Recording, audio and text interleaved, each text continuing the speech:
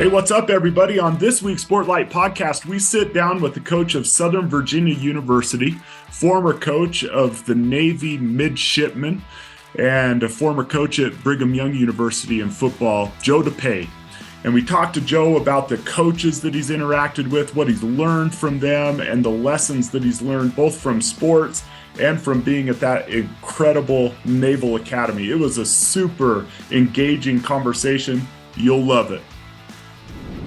Welcome to the Sportlight podcast for parents, coaches, and athletes. The Sportlight refers to the time in an athlete's life when they have increased ability to affect the culture around them and the increased opportunity to learn life's lessons through sports. This podcast aims to help parents and coaches capitalize on their athletes' precious time in the Sportlight. The Sportlight podcast is brought to you by Especially for Athletes program. Hey everybody, thank you for joining us today on the Sportlight podcast. I'm Dustin Smith. I'm here with Shad Martin, and with our guest today, we've got Coach Joey DuPaix. I still call him Joey. You might call him Joe or Coach, but Coach DuPaix in the state of Utah especially is well known and respected. His family is a legendary football family. The DuPaix name has been involved in football around here for over 40 years. And Joe is currently the head football coach at Southern Virginia University. He's formerly coached or been a coach at the Naval Academy, as well as at BYU and at, I believe, some other schools as well, Joe, that we'll have you talk about. And tell us a little bit about your background and history before you got into coaching, where you've been as a coach. And then we want to fire away with some questions for you. So, Joe, welcome to the podcast, and go ahead and introduce yourself to us. Awesome, Dustin. Shad, great to be here with you guys. First of all, I just want to tell you guys thank you for everything you do. Especially today, we need people like you of influence to be able to help mold our youth. You know, I have 6 boys myself. One's currently in high school football and another's in Little League, et cetera. And I know the demands that these kids have and all the challenges they have with social media and just school and life and everything else. And I really just want to say thank you to both of you for everything that you do and continue to lead forward. And it couldn't be for a better cause. My background, I am where I am today because of my parents and because of the game of football, right? At a young age, my dad, he's always been around the game of football.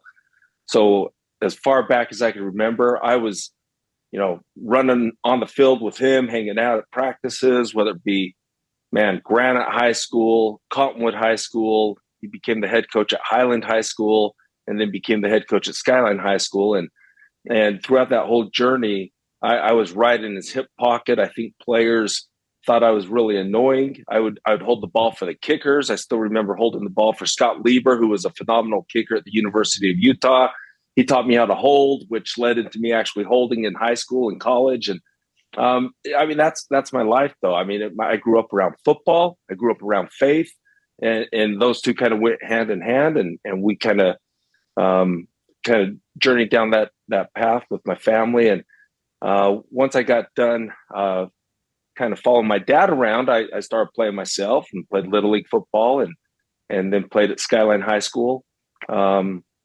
Certainly won a lot of games, but more importantly, was blessed with a lot of life lessons from my dad and from the other coaches and players that I was able to associate with.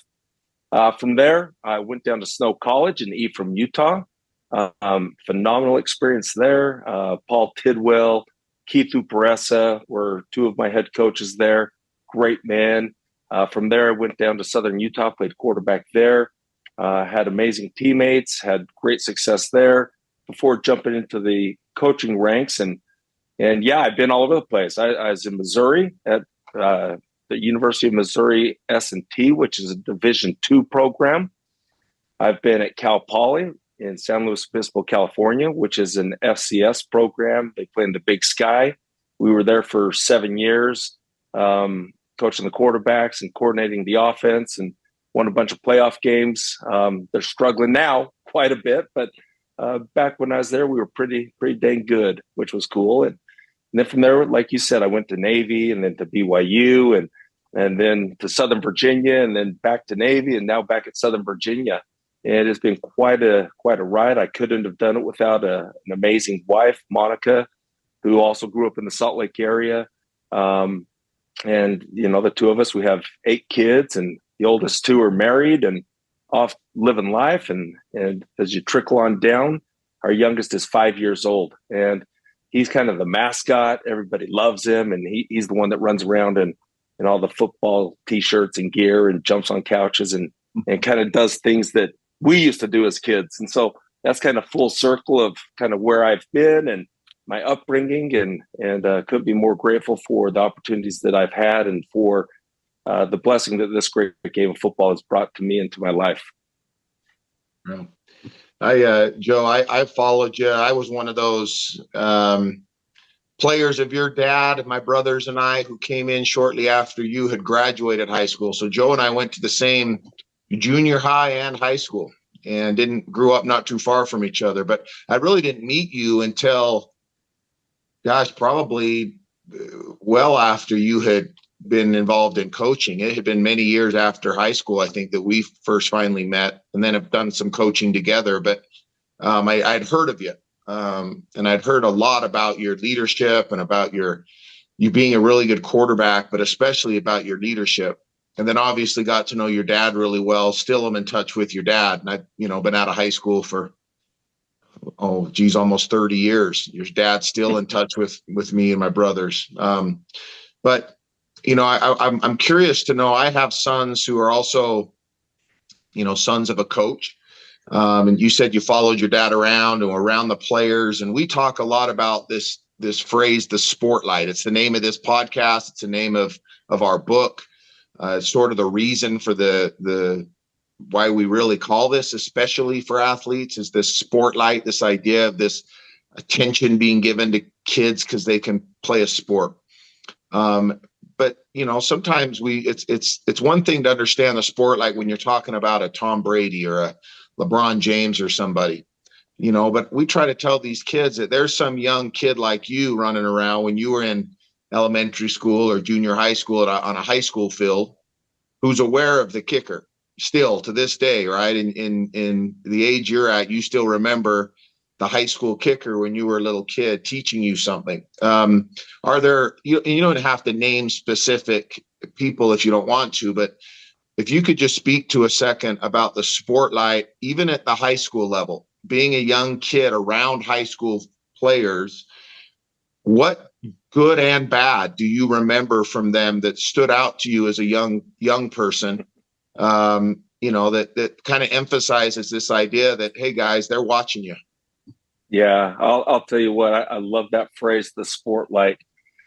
So true. And every football player, whether you're playing every snap of the game or just in the uniform, you have that Sportlight. I mean, the spotlight is on you, and people pay attention. I remember I was probably 6, 7, 8 years old, and I remember one particular player, and they were super social, and they were the star of the team, and everybody flocked to that individual, right? And I was like, man, that's pretty cool. Look at that guy. And then I watched him actually serve a couple of people as I was watching, and he gave some stuff to some of his peers, and then he went over and picked up some garbage and threw it away. And I was like, that guy just scored 4 touchdowns, and now he's over there helping out. And that left an impact on me. I remember another group, and this is probably when I was maybe around 10 years old, and I didn't actually see this, but they were on my dad's team, so I heard about it. He had a rule on his high school football team that there was no alcohol and that drinking was not part of the program. And there was a small group of players and a couple starters that chose to go and party on a weekend, and he suspended them. And that was huge to me because I don't know, when I was, 8, 9, 10 years old, I mean, I lived for these high school football games. It was like the coolest thing ever, right? I'd wear the T-shirts and my dad suspended, 4 or 5 players. And I was like, well, those are starters. That's an issue, And I honestly can't remember if the team actually went on to win or lose that game. I know it had an impact on my life because I saw that even in a negative way, that Sportlight can, really show what takes place in life, and it can be an example for the future moving forward about what you need to do as far as making good and bad decisions. Definitely more of the good ones as we learn and grow. But there's been so many examples, and even in high school, like I said, it doesn't matter whether you're the starter or just somebody wearing the uniform. All eyes are on those guys. They're the ones that are the warriors that put the pads on, that go out and compete, and people pay attention. Everybody pays attention. Even adults pay attention. I remember when I was in high school, I had, adults that were, 50, 60, 70 years old come up and talk about, whether it be the performance on the field or off the field. So it's not just young kids, it's everybody. And the opportunity we have to really just shine that Sportlight out as wide as we can and have that ripple effect to influence and help other people develop, learn, and grow, the better we can be at doing so. Yeah. Joe, that's awesome. I respect your father. Some may not know, listening to this podcast, we were talking a little bit before, but your father is the all-time winningest coach in the state of Utah in high school football, 301 victories. And Dustin said something in our pre-show that, just think about that. That's 30 years of 10 plus victories a year. That is incredible. But then to hear that he did it the right way, that he didn't compromise his standards. And I know some of the other coaches that you've worked with, character has been really important to them. Coach Ken, I never try to say his last name on a podcast because I'll get it wrong. But at Navy, Coach Bronco Mendenhall at BYU, all of them are known for character being a very high priority. And it sounds like you've been surrounded by these coaches, and I'm sure you're that kind of a coach that really values character and understands the Sportlight. What have you learned from these coaches about developing character, using the game of football to develop character, not just win games? Yeah, that's a great question. And don't feel bad. A lot of people call him Coach Ken, even on the ABC or NBC broadcast. That's pretty standard. So, I have been so blessed and fortunate. Every stop that I've made, I've been surrounded by really, really good men. Ken Niumatalolo is one of the finest human beings that I've ever been around. He's just, he gets it. He gets life. He gets how to treat people. He gets the principles that are important to developing men of character. And to be around him and to just see his, not just his talk about how to be a man and how to love, each and every person in the room and on the football team and in the community even, but to watch his example of doing it. It's one to say it, it's another to do it. He definitely is a man that leads by example. And the unity that we felt on that football team under Ken Niumatalolo was truly a family. And there's certain teams, as you look back, where they're really, really close. My senior season at Skyline High School, we were super, super close. We were the most united football team that I've ever been associated with, by far. At Snow College, my sophomore year, which was 1995, we were fortunate to beat Ricks 2 times that particular season. I don't know if that's ever happened before, but that was a big rivalry. Now that's BYU Idaho, and they don't play football. But that team was super, super close. We were very united there.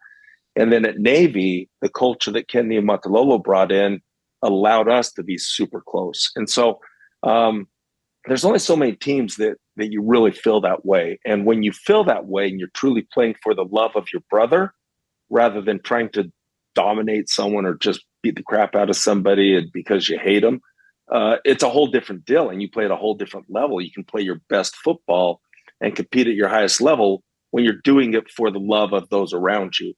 And that's a huge lesson I learned from Ken Niumatalolo. Bronco is an absolute stud, great football coach. X's and O's, systems. Bronco is a master at creating systems to run a program. And so, here I am, I'm the head football coach at Southern Virginia University. Without these systems and these practices that I've learned from Bronco, we wouldn't have a chance to go out and recruit and do everything that we need to do. And I learned so much from him on just how to operate, how to run a program, on the back end, the stuff nobody sees, but also how to truly hold somebody accountable and discipline. Obviously, we were at BYU, so we had an honor code, and it was awesome to be right there in the forefront with him, to learn and grow with him. And then, of course, my dad, who you mentioned and we've already talked about. Those three men right there are incredible mentors of mine, incredible examples. And really, those are the guys that I've kind of patterned my life after and try and be more like a coach and a father figure, and just kind of be who I'm supposed to be, the best version of myself. And those are great examples. And there's a lot of others, as we know, but those three men have really impacted my beliefs, my philosophy, and my coaching and me as a person. Joe, Dustin, maybe I can ask a quick question. You said something that probably reminded Dustin and I of one of our favorite quotes from G.K. Chesterton when you were talking about Ken Niumatalolo. Oh, dang it. I don't know if I did that. Almost. It's so all good. Close. Coach Ken. Yeah, you're close. I'm working. But G.K. Chesterton, kind of a philosopher, English philosopher during the World Wars, said a true soldier fights not because he hates what is in front of him, but because he loves what is behind him. And that when you were talking about the culture at Navy that was created there, it just reminded me of that quote, both the Navy connection and also the football connection. Love is such a better fuel than hate. And we live in a society right now where hate and opposition and everything is used so much to motivate people, but it seems like true greatness usually comes from the fuel of love and not hate. And we have that. One of our key principles is to compete without contempt, to compete without hatred, to let love be your fuel, not hate. And I'm just curious, as we try to create that culture with the young people we teach and with the teams we work with, how did Coach Ken do that? What are some of the things that he did that allowed him to create that culture of love of your brother and your team and your community being your fuel instead of hate being your fuel? Yeah, great question. I love that. That's a core principle of yours. Just the idea of competing rather than having that hatred or that contempt. And you're absolutely 100% right. You're going to play at a higher level, much higher level, the closer you are as a football team, and the more you love the guy on your left and on your right. And it's growing a family. You can't create this overnight. It has to be cultivated. It has to be something that starts, as the head coach, by surrounding yourself with great leaders, great men, people that have the same values and kind of see the same direction that you want to take the program. So it kind of starts with that, and then your support staff. So you have to have the right culture within your staff to help carry out your vision. And then as you recruit and look for players to bring into your family, right, you've got to find guys that value some of those things.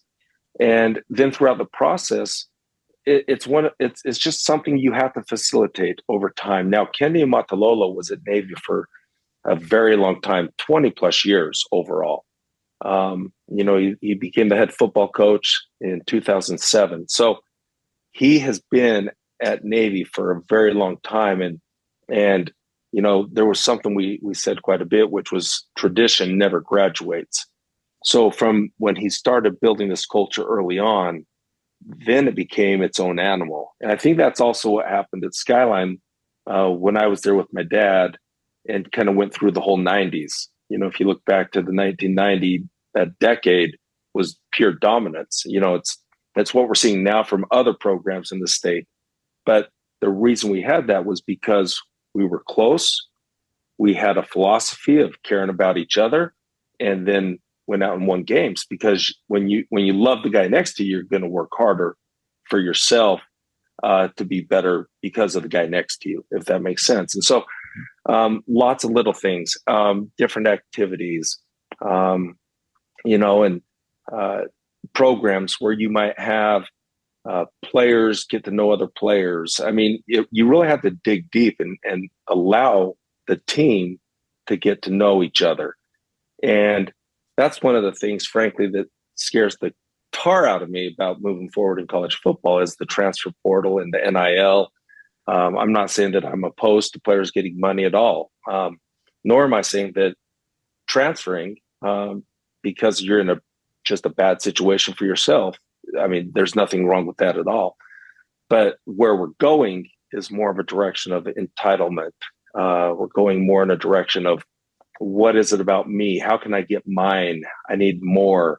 Just the selfish piece. And that's not family. That's not team. That's not cultivating a winning football program. And Ken Niumatalolo was all about being selfless. He was all about caring about every single person in the program. I can't tell you. I mean, Coach Niumatalolo is a 250-pound plus man. He's a big guy, and I can't tell you how many times he doesn't even know I saw this, but I'd see him down the hallway and he'd bend down and grab a piece of paper off the floor because maybe someone did a hole punch, as we're getting ready for practice, and a little piece of paper fell out.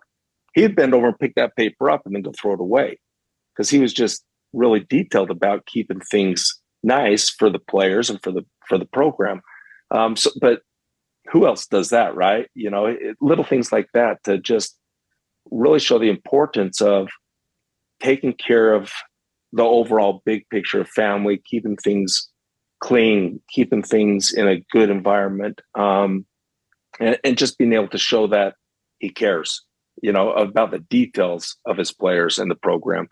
I mean, there's so many little things that go into it, but at the end of the day, it's about a great father and a great wife building a family and then cultivating a family and raising their kids, etc. That's kind of what he did, and it takes time.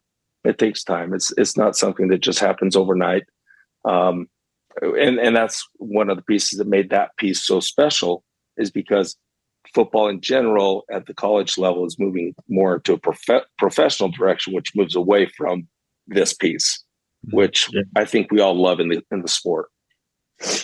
We do. However, there might be times, Joe and Shad, where I wouldn't mind one of my sons or daughters transferring to another family, maybe for a minute or maybe for a little discipline. Getting somebody else to transfer in for a year. Well, Dustin, I'm sure that there are times where all of our children would like to hit the transfer portal as well. Yeah, absolutely. Yep. Yeah.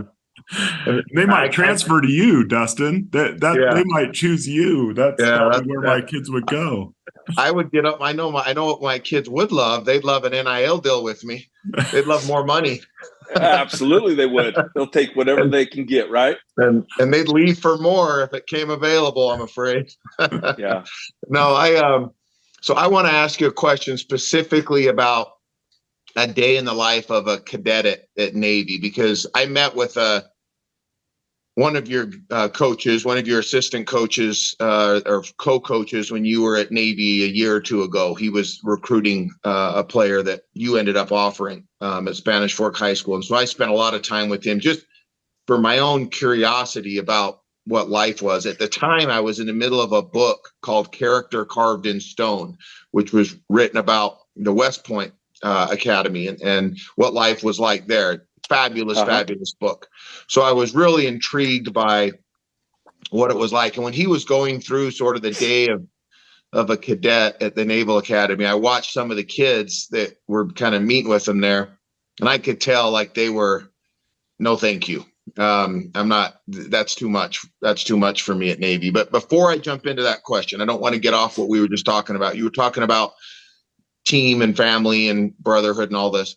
And this is for both you and Shad. You know, we talk about all the things going on in society right now, good and bad. But if we're going to talk about the areas in the world that need a little bit of tightening up, some areas that maybe aren't ideal, I can always go back to if society worked more like a locker room did, where you can bring people in of all different beliefs, all different backgrounds, ethnicities, just demographics, right? You bring them all in, and because of the love of one particular sport, and there's arguments, and there's fights, and there's disagreements, just like there is with every family. But if the right person is kind of leading a little bit, you can create this unbelievable family out of complete strangers. And sometimes it's just for a short time together, but those relationships, here they are 40 something years later, and I'm, hosting a podcast with Shad, and I'm inviting you on, Joe, and our connection goes back to football years ago at the same high school, right? The same junior high school, and the same traditions that you did at Skyline that my group took on, that your group started. Many of them, what we'd say when we ran laps, how we cut our hair, right? Like everything was things that your group started. To that point, if we were talking to a new mayor of a community or a business leader, a president of a company, both of you guys, I'm curious if you have any examples or stories or just your thoughts on how being part of a team is sort of synonymous with elite level communities. What is it that makes, how could we be more focused on creating our communities, our neighborhoods, our church groups, whatever, to be more like a locker room? And why is it that you think that seems to work in sports, but maybe not so much in other areas of the world? Yeah, it's a really tricky question. And I've thought about this a lot, and I've always felt that, man, if we just had a football coach run the country, things might be better, but it really, to me, it comes down to having all eyes on the prize. Like in football, we all come together and we want to go win that football game. And so the goal initially is we want to be on a team and go win the championship. And then through the process of hard work and just holding each other accountable and the discipline that it takes, you become closer and closer together and are driven towards that one single goal. So I think if I was the mayor, I would try and figure out what is it that I can rally these people around where you're firing towards one goal, and then put in some fundamental practices to work towards that. And that's where it gets tricky because, even you could look at your neighbors 2 doors down on either side of your house and they might want something totally different in the community than you want. And that's where it gets hard. Where in football, we know exactly what we want. And if somebody doesn't want it, he's either going to change pretty fast or he's going to be off the team. And in society, we have to demonstrate more patience and love and care until that person might feel the way that we feel. Or we have to agree to disagree. And that's always tough also. So that's kind of what comes to mind for me. Shad, how about you? Yeah, that's profound. First of all, I think that's if we could all come together on a common vision. I also think maybe this goes along with that. We have to learn to recognize and appreciate everyone's role in a society. Today around the town, there's going to be people picking up our garbage, right? There's police officers that are out helping people and keeping our town safe. There are plumbers who are fixing things in people's homes. Yeah. And I think we just need to learn to appreciate each other more. Great coaches, and Dustin, we've been able to interview a lot of great coaches. They have a gift for recognizing what each player brings to the team, even if that player doesn't make it on the field. We had one of my favorite stories was Doug Meacham, won a state championship here in basketball last year, played at the U and was a grad assistant at the University of Utah. Talked about focusing a camera one game on his bench and breaking down tape of what the players on the bench were bringing to their team as they cheered them on, greeted them in a timeout, and all of those things. I think those things happen more naturally on a team with a great coach. Not all coaches are like that, but when coaches recognize what each individual brings to a team, honors it, appreciates it, I think we could do better at that in society of looking for what everyone brings, thanking that person, that 30-year-old plus year old lady that is sitting there in the drive-thru of a McDonald's, working hard, trying to provide for herself. Take time to say thank you and appreciate everybody that does anything for you in your life. And if we were more appreciative and recognized what others did for us more, sometimes the way great coaches do it in sports, I think we'd have a better society. Yeah, love it. And you mentioned leading by example, picking up a piece of trash in the hallway, little things that people might notice and say, okay, if he does that, I should do that. And when the Sportlight is on a young boy or girl and a young kid sees that, maybe they'll pick up the piece of trash because coach did, or because, so-and-so on the basketball team did. Joe, I want you and Shad in our pre-discussion before we started recording this episode, we did want to give you a chance at some point to talk about Southern Virginia University, because it's not a location that a lot of people, or a school that everybody is familiar with. However, it's a beautiful campus with beautiful opportunities to grow and learn, and athletic program out there. But your position at Navy, and I've even told you this when we've talked over the years, and I was sincere in it, that it, as difficult as I'm sure it would be for me, that would be I would love the chance to coach ball at Navy, because the kind of guys that you get to come play for you at Navy are these kinds of, they're no nonsense. They're big boys, right? And they know what they're getting into, or they're not there very long.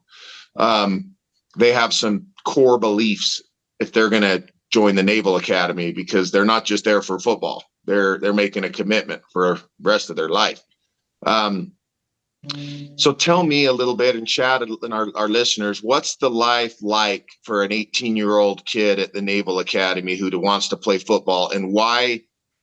I'm assuming you're going to take as much of that as you can. I'm guessing, and knowing you, I'm sure this is true. Try to bring as much of that dedication and discipline and accountability to your this coaching job and your future coaching jobs. Yeah, no, that's a really, really good point, Dustin. And you're exactly right. There's so many great lessons that I've learned at multiple stops will come with me as we move forward. And first of all, one thing that's critical to know is that at the Naval Academy, they are midshipmen, not cadets. Okay. At Air Force and Army, they are cadets. And I just point that out because for the listeners out there, they'll be like, what? He's called us a cadet.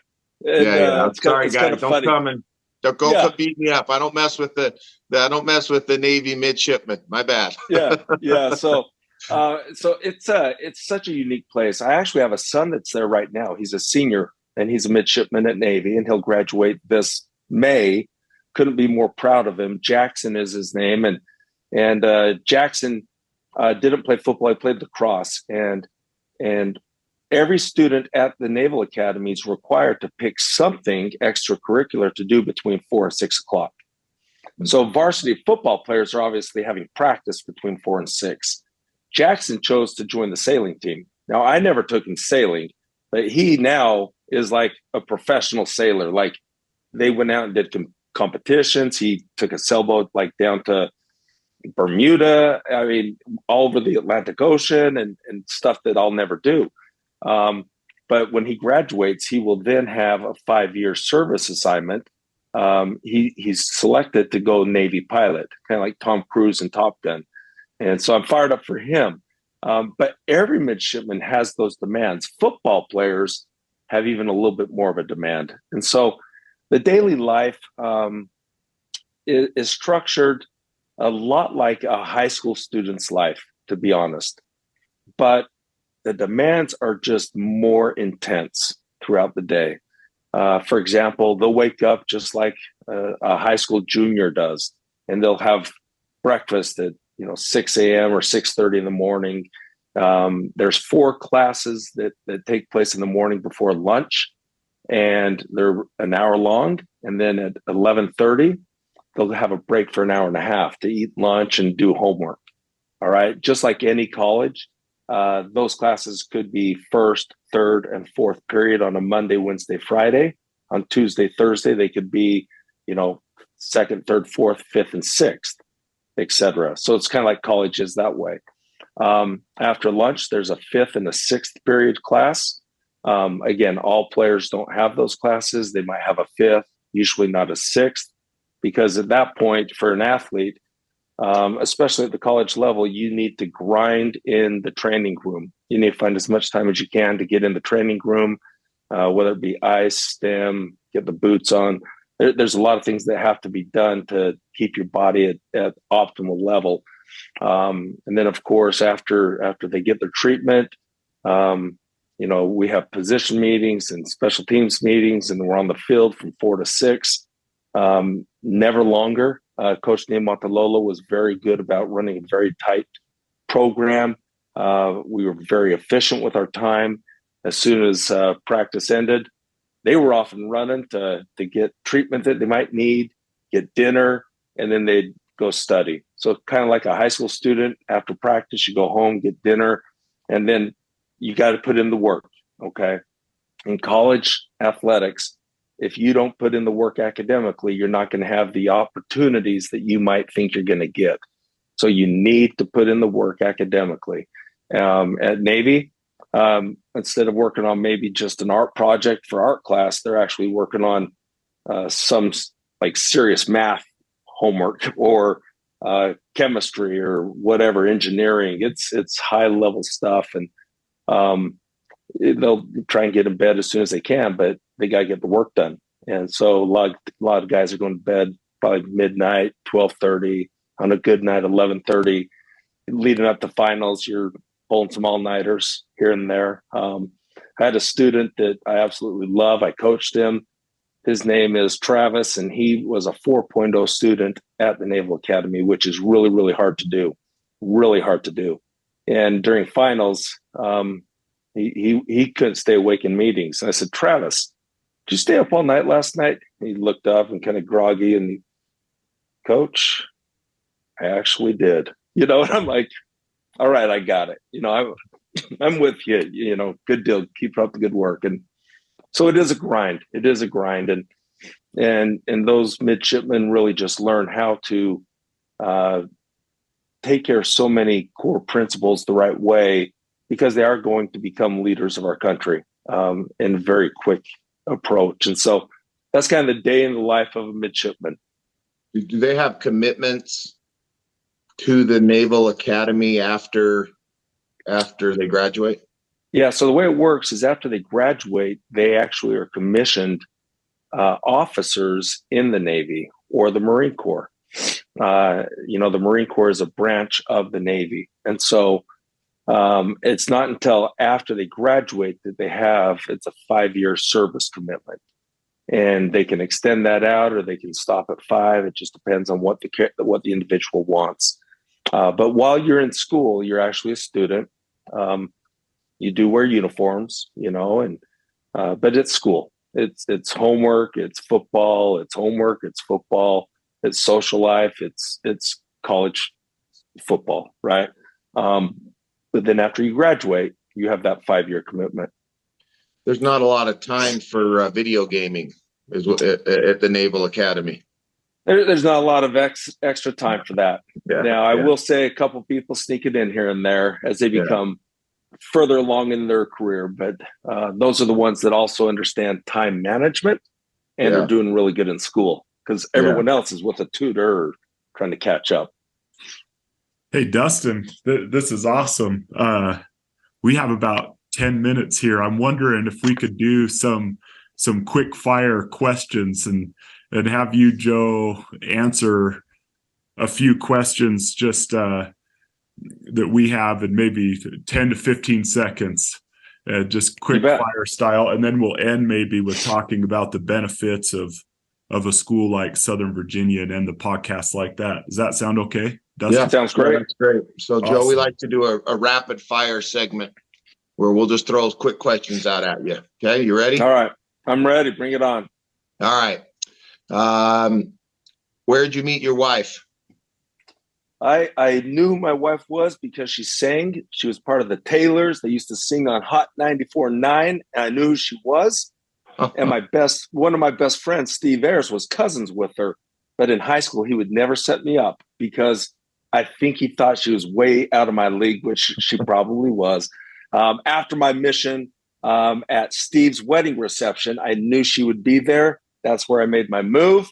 And I fortunately lucked out. She went on a date with me and game over. Did you think when you married her, did either one of you think you'd have 8 kids? We always wanted to have a big family. I kind of thought 4 to 6 would be kind of the sweet spot. She's the one without question that was like, hey, listen, we need to have another one. And then again, hey, listen, we need to have another one. So she was the driving force in number 7 and number 8. And but yeah, we always wanted to have a big family. Whose bathrooms are cleaner, your boys' bathroom or the girls' bathroom? Oh, the girls, not even close. Not even close. Boys are boys, man. It's they're fun to be around, but the girls. Yeah. You're the worst loss you ever had in football.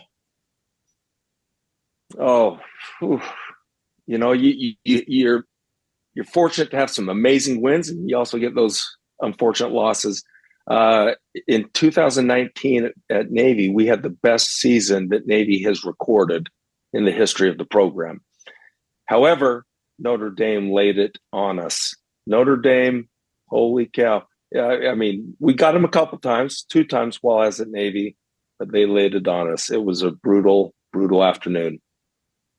The Army-Navy game, something everybody should try to attend at some point in their life? Without question. Can't beat the Army-Navy game. The rivalry, it's America's game. You need to go if you can get there. Make it a point to get there. The rivalry is real, but the respect and just the pure opportunity to realize how grateful we as a country are to truly understand that and be part of that. You can feel it in the stadium. And that's the thing that truly separates that place. Good. Awesome. Shad, do you have any? Yeah, I do.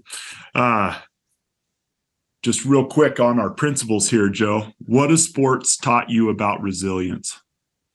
Man, you talk about resilience in sports, persevering, doing everything that you possibly can and need to do to get to the finish line. You know, in the moment, you might feel like eating a cheeseburger, and that sounds great. And that cheeseburger is not going to kill you, but it's not going to help you get to that goal. Perseverance means you got to pull up a water bottle every once in a while and drink that. My boys tease me all the time, like, Dad, you need to drink more water. They're teaching perseverance, you know, and that's kind of cool. You can learn from youth, just like you can learn from books and adults and mentors and everybody else. Awesome. What have you learned about the price of greatness in athletics and life as you've gone to these higher levels of sports? The price of greatness, it doesn't matter what it is in life. If you want something bad enough, if you want something that is truly great, whatever your goal is, if you want that, you have to pay the price. And the price is going to be different depending on what that goal is, but you have to be willing to pay the price. Anything that is great, you're going to need to work for, bottom line. And today, people might feel and believe that you can just snap your fingers and get something. That is not the truth when it comes to greatness. If you want, a hot pocket in the microwave, sure, that's the 45 seconds or whatever. If you want to win a state championship, if you want to be a elite athlete at the Division I level or in the NFL, you need to put in the work. There's just no way around it. And it doesn't matter if you're talking about a musician or an athlete, you have to put in the work. That's awesome. Now I want to end.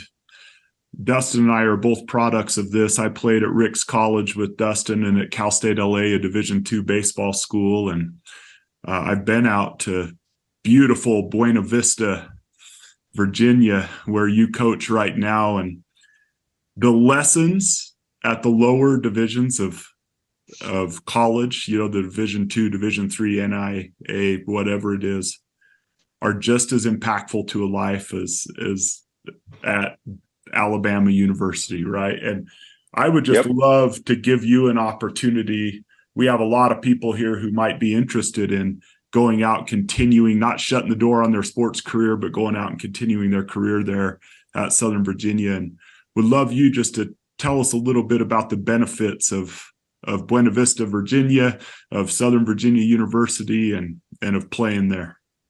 Yeah, absolutely. I'll tell you what, Southern Virginia University it's just a little diamond out there in the middle of nowhere. And it is such an amazing place. We have between 1,000 and 1,500 students, and that's intentional because that allows us to have really small class sizes, which means when you go to college, you're going to college to set yourself up, to set life up so that you can have great success for the next 40 years. It's 4 years for 40, right? Well, we're going to graduate you in 4 years. The average students graduate in 6. We're going to graduate you in 4. And then you're going to have resources because of the small class sizes and the incredible professors and teachers we have to go have great success for 40 years. Now, football-wise, there are no Division II or Division III football programs in the state of Utah. And there are thousands of phenomenal young men that love the game of football. I'm looking for the guys that love the game of football, that love to compete, that love to be part of a great program. Those are the guys I'm looking for. At Southern Virginia, it is 90% LDS. So it's a strong Christian faith-based institution. It's an amazing environment. And so to take somebody from Utah County, Salt Lake County, North Utah, wherever it might be, to fly across the country, have an opportunity to live somewhere outside of Utah with great people in a great environment and play college football. Are you kidding me? Like, if you love this game, let me play. If I can't walk on at BYU, if I can't get on it somewhere local, let's go. Okay, dial me up. Let's make this thing happen.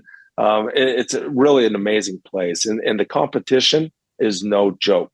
It's a fierce, competitive football league, and what an opportunity to set yourself up for life, because we know that through athletics you get the life lessons you need to become a great father, to become a great husband.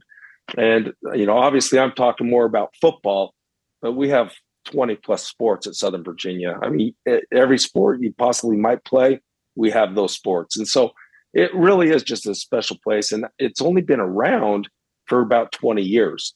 And it's only become more serious about football and overall athletics over the past probably 5 to 10 years, probably really about 7 years. And so where this thing's going to go over the next 10 years is through the roof. And so it's a great opportunity for many, many, many individuals to go and build character, to learn and just add value to your own life, which in return will add value to your future as you become husbands, fathers, wives, mothers, whatever it might be. But that's a little bit about Southern Virginia. I couldn't be more excited to be there right now, simply because of the opportunity I have to go and develop men of character and win a bunch of football games. And that's what we're going to do. Well, Joe, I appreciate you, man. I appreciate you coming on and talking with Shad and me. And to the listeners out there, you've said it now 3 or 4 times in this episode, men of character. And you said that not just because it's a catchphrase for you, it's because that's how you coach. And the coaches that you've been around, that's the things you're taking from them, are how to build real men, not necessarily how to cross over the goal line, which I know is important to you, but I know you and your family and your core, you're about building people the right way. And so from one coach to another, I appreciate you, man. And all your dad and your family's done for me and so many other young men like me and Shad. And, you know, we're grateful for coaches like you in the world, and keep it up, brother. We're proud of you. Keep fighting. And what I can do in my role and Shad's role out here to get kids to come play for you, I'll always endorse Joe DuPaix as a coach. Love to have you coach my son someday. Let's do it. Appreciate it, brother. All right, guys, man. keep up the great work. I really appreciate all you're doing, like I said earlier. All right, guys. Thank you, everybody, for joining us for this episode of the podcast. Eyes up, do the work. This has been the Sportlight podcast from Especially for Athletes, sponsored by Coca-Cola. You can learn more about Especially for Athletes by visiting the website at especiallyforathletes.org. You can also learn more about the book, The Sportlight, by Shad Martin and Dustin Smith at especiallyforathletes.org/book.